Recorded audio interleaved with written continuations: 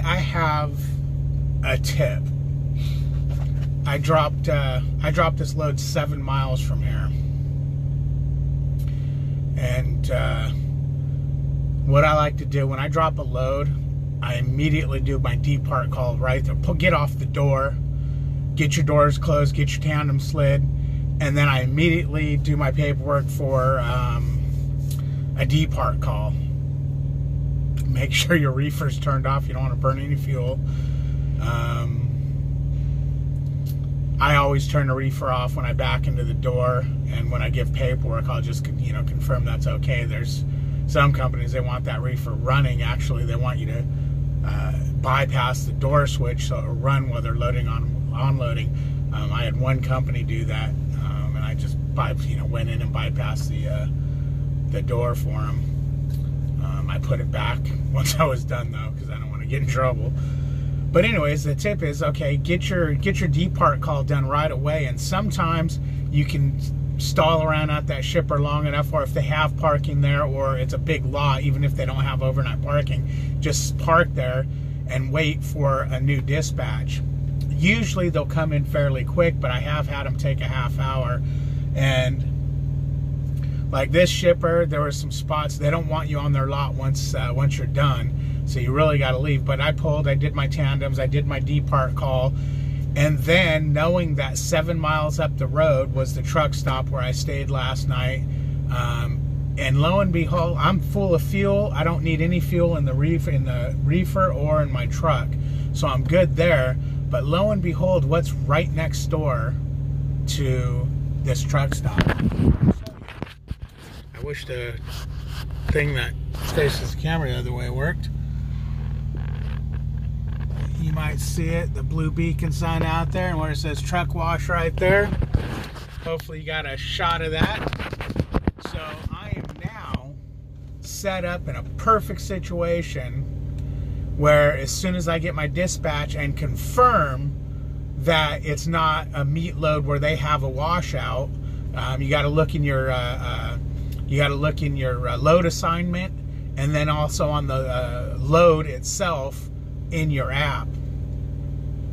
You got to, and in your O1 message. There's 3 places to look. As soon as I get a different recording device, I'll be able to show you guys all this, because I can record and open my phone. But so you look in all there and see if they have a washout. It will tell you if they have a washout on site or where to get washed out. And if it's just where to get washed out, I'm going right there to Blue Beacon. The only way I'm not getting washed out at that Blue Beacon, 2 ways. Number 1, they have a washout on site, so I can just go with the dirty trailer. Number 2, if the Blue Beacon breaks down and they can't wash me. Otherwise, I'm going right in there. As a matter of fact, I wanted to go right now while I'm waiting and get it washed out, but I'm not on a dispatch, so I don't know. I don't know if I can wash it on this old dispatch, because I already closed the ticket, so probably not. I don't know if you need to be on a dispatch to get a wash. I was going to ask, but I assumed that dispatch would come back and say, no, wait for a load, because why do they want to pay for a wash if the O1's got a washout? So I figured I'll just wait. It sucks because sometimes I've had an hour and a half wait in line to get a trailer washed out. So hopefully that doesn't happen. So far, there's just been 1 truck at a time going in there. But my tip is get your depart call done. Wait around as much as you can, really, unless you have a truck stop right around the corner, so you can get dispatched before. Otherwise, I mean, sometimes there's not a truck stop for a while and there's nowhere to park. So you want to try to do it from and get dispatched from your 90. And I've been known to fill out my whole depart call on the Qualcomm and just wait until, and then wait, and then boom, okay, now they said they gave me my paperwork, so all I have to do is put the time that I've left, and then, my detention stamp. Use the detention stamp. If you go back to an early video, you'll see how to use a detention stamp. But basically, a lot of times you don't realize that, it may be $5, it may be 15, 20 bucks, But that adds up over a year, you know, of detention pay. And sometimes you don't even realize you went into detention, because some companies, you know, they have different criteria to meet detention. And I've got detention pay on, you know, shipper or receiver after, you know, not very long being there. So I'm not going to complain. So use your detention stamp. Dispatch wants you to use it.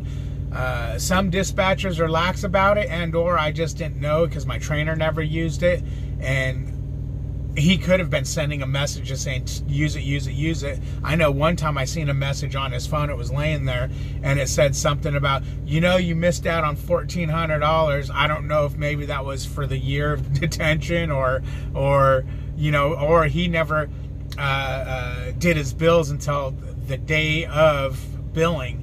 That's the other thing. Do your bills. Well, I just said, do your depart, Carl, and I do my bills, meaning I go ahead and scan them in to get paid for that bill right away. There is some little bonuses that you can miss out on if you don't do your bills on a timely manner. Again, my trainer was like, oh, you know, it's not worth it. You don't even get them anyways. No, I get them. I see it. There's been 2 times where I forgot to do the bill right away, and I did it like a day later or 2. And number 1, I had to call and get authorizations for the money out of pocket I spent, because you only had 24 hours to scan that in. Number 2 is it even said on my pay statement, missed out on, you know, $14 or whatever it was due to late processing of bill or late scanning of bill or something. So I missed out on money there. So you don't want to miss out on money, but if the one thing I was going to do is I was going to PC personal convey out of that place, because I, you know, went into break and did not interrupt my break. I was going to PC back over to here because I wasn't on a dispatch.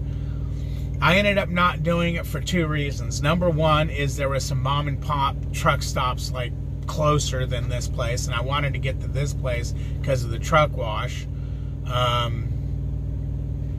That was number 1. And number 2, I've got to clarify with logs that you're allowed to do that, because one of the things I was thinking, I mean, I'm sure you're able to, I just want to clarify it with them, because one of the things I was thinking is your personal conveying to a safe haven and then going back on the clock when you get a dispatch. No, that should be fine. That should be fine. But I'm going to clarify that with logs, because there's a gray area. There's a gray area of what you can and can't do on personal conveyance, and a lot of guys abuse it. And if you get caught abusing it, they'll actually take that privilege away from you. And the other thing is you know, if you get pulled over by DOT and they catch it, I don't know what that ticket's going to be, but it ain't going to be good. Have I abused personal conveyance? You'll never know. You'll never know. Of course I didn't. But anyways, hey man, I hope you like these videos. If you do, like, comment, and subscribe on them. Ring the bell, you'll get notifications for any other things I have to say about. I'm going to start training, and when I do that, I'll put up, you know, I'll put up some, I'll be able to do a little bit more with videos, maybe some backing videos, and yeah, I'll be able to do backing videos and show, you know, slide and tandem students doing that. But save your comments for, oh, you should have 850,000 years of driving before you can train. You know what? I'm going to just ignore those comments, and that is what it is. I'm going to train. Whether you like it or not, I'm going to train. And like I said, if I don't do a good job, I'll stop training. But I'll make you naysayers proud. Watch.